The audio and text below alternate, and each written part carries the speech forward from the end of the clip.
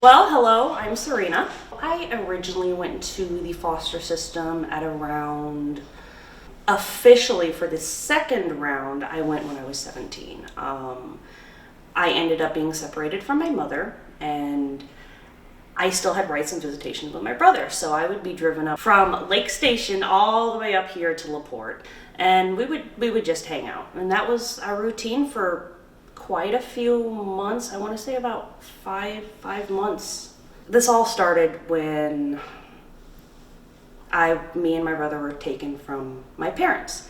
We were given to my grandparents, and for the longest time, the only one I actually had was my brother. That's the only company I had. We were sheltered, we were kept in, we weren't allowed to go to activities, we were hidden away to keep us away from my mother.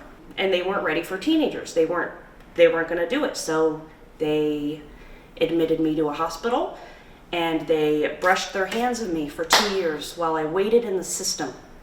And then apparently my brother started acting out at my grandparents' house, so they threw him in there with me. He was 8. He was 8 when they threw him in there. 8 years old. He was in there for a year. I was in there for 2 years, and he was in there for a year. And he had been sexually abused and emotionally abused and mentally abused. And they actually are not supposed to put siblings in the same facility, but since we couldn't be separated, they had to put us in the same facility. They would actually let us have visitation in the facility with each other. And he started calling me mom. So I was there for 2 years, and little 8-year-old Clutch was there for a whole entire year without any home because we weren't wanted. Right off the bat, Karen was right there, and she has been there for me through every little detail. Like, while you guys have, she was the one that would transport me places. She has taken me out shopping. She has taken me to get food. She has taken me everywhere. Like, I depended on her a lot when I was younger.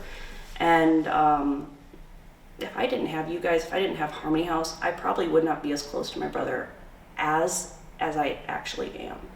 If anything had gone differently, I don't think I would be the person who I am right now. I genuinely don't, with the influences I had in my life through you guys and through the very few foster homes that were actually good and decent to me. They shaped my life drastically. Actually, Kevin and Ellen Jones, I don't actually know if you guys remembered them, but they fostered me when I was 17, and I actually still keep in contact with them. I live about 20 minutes away from them. And I advise anyone who is thinking of doing this, of thinking of helping, because kids like us really need help. We really need the advocates. We need the support. We need to know that somebody is there when everybody else doesn't want you anymore. So if you're ever interested, just go to their site, check it out, and help a kid or a couple, 3 or 4, any of them, all of them that you can, because we need it.